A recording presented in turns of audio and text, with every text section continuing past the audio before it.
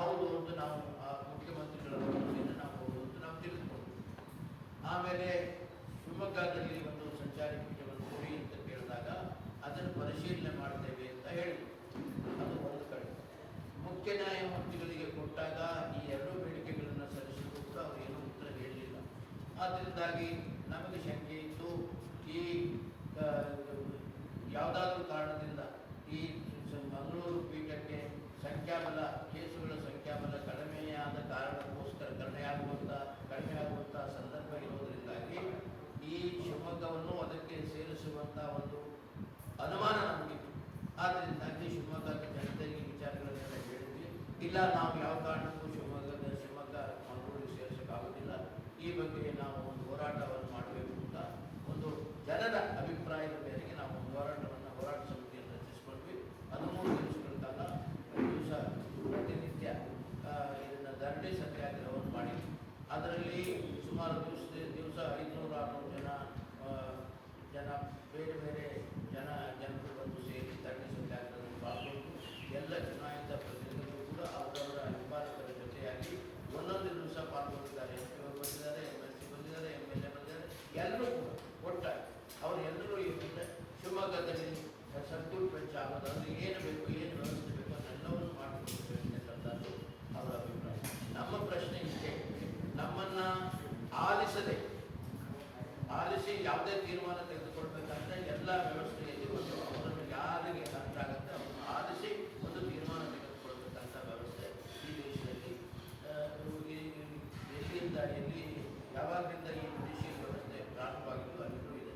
ನಮ್ಮನ್ನು ಆಲಿಸಿದೆ, ಯಾವುದೋ ಕಾರಣಕ್ಕೂ ಆಲಿಸಿದೆ, ನಮ್ಮ ಅಭಿಪ್ರಾಯವನ್ನು ತೆಗೆದುಕೊಳ್ಳದೆ ನಮ್ಮ ಶಿವಮೊಗ್ಗ ಜಿಲ್ಲೆಯನ್ನು ಮಂಗಳೂರಿಗೆ ಸೇರಿಸಬೇಕಂತ ಏನು ಒಂದು ಆಲೋಚನೆ ಇದೆ, ಅದಕ್ಕೆ ನಮ್ಮ ಪ್ರಬಲವಾದ ವಿರೋಧ ಇದೆ. ಅದನ್ನು ಮತ್ತೊಮ್ಮೆ ಮುಖ್ಯ ನ್ಯಾಯಾಧೀಶರಿಗೆ ಹೇಳಿ ಅವರ ಪ್ರತಿಕ್ರಿಯೆಯನ್ನು ಏನಾದರೂ ಕೊಟ್ಟರೆ ತೆಗೆದುಕೊಂಡು ಹೋಗೋಣ ಅಂತ ಅಲ್ಲಿಂದ ನಾವು ಇಲ್ಲಿಗೆ ಬಂದಿದ್ದೇವೆ. ನಾವು ಈ 13 ದಿವಸಗಳ ಕಾಲ ಏನು ಶಿವಮೊಗ್ಗದಲ್ಲಿ ಧರಣಿ ಸತ್ಯಾಗ್ರಹ ಮಾಡಿದ್ವಿ, ಅದರ ಎಲ್ಲ ಪೇಪರ್ ಕ್ಲಿಪ್ಪಿಂಗ್ಸು ಕಟ್ಟಿಂಗ್ಸು ಎಲ್ಲ ಇದೆ. ಮತ್ತು ಜನ ನಾಯಕರುಗಳದ್ದು ಮತ್ತು ಜನ ಪ್ರತಿನಿಧಿಗಳದ್ದು ಮತ್ತು ಸಂಘ ಸಂಸ್ಥೆಗಳದ್ದು ಇವೆಲ್ಲರ ಮನವಿಗಳು ಇದ್ದಾವೆ. ಅವನ್ನೆಲ್ಲರೂ ಮುಖ್ಯ ನ್ಯಾಯಾಧೀಶರಿಗೆ ತಲುಪಿಸಿ ಮತ್ತೊಮ್ಮೆ ನಮ್ಮ ಬೇಡಿಕೆಯನ್ನು ಸಲ್ಲಿಸಿ ಹೋಗೋಣ ಅಂತ ನಾವು ಹೇಳ್ತೇವೆ.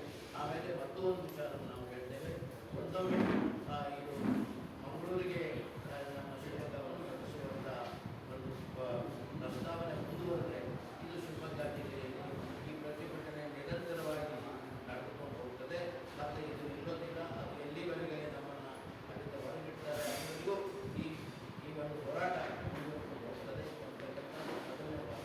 ಇನ್ನು ಎರಡನೇ ವಾದ, ನಮಗೆ ಶಿವಮೊಗ್ಗ ಕರ್ನಾಟಕ ಮೊದಲಿಂದಲೂ ರಿಆರ್ಗನೈಸೇಷನ್ ಆಫ್ ಸ್ಟೇಟ್ಸ್ ಆದ ತಾರೀಕಿನಿಂದಲೂ ಕೂಡ ನಾವು ಒಂದು ವಂಚಿತವಾದಂಥ ಭೌಗೋಳಿಕ ಪ್ರದೇಶ. ಕಾರಣ ಇಷ್ಟೇ, ನಾವು ಶಿವಮೊಗ್ಗ ಈ ಮಧ್ಯ ಕರ್ನಾಟಕ ಏನಿದೆ ಭೌಗೋಳಿಕ ಕೇಂದ್ರ, ಅಂದರೆ ಇಡೀ ಕರ್ನಾಟಕ ಪ್ರದೇಶವನ್ನು ತೆಗೆದುಕೊಂಡ್ರೆ ನಾವು ಶಿವಮೊಗ್ಗ, ಚಿತ್ರದುರ್ಗ, ದಾವಣಗೆರೆ ಮತ್ತು ಚಿಕ್ಕಮಗಳೂರು, ಚಿತ್ರದುರ್ಗ ಇದೆಯಲ್ಲ ಕರ್ನಾಟಕದ ಮಧ್ಯಭಾಗ, ಭೌಗೋಳಿಕ ಮಧ್ಯಭಾಗ.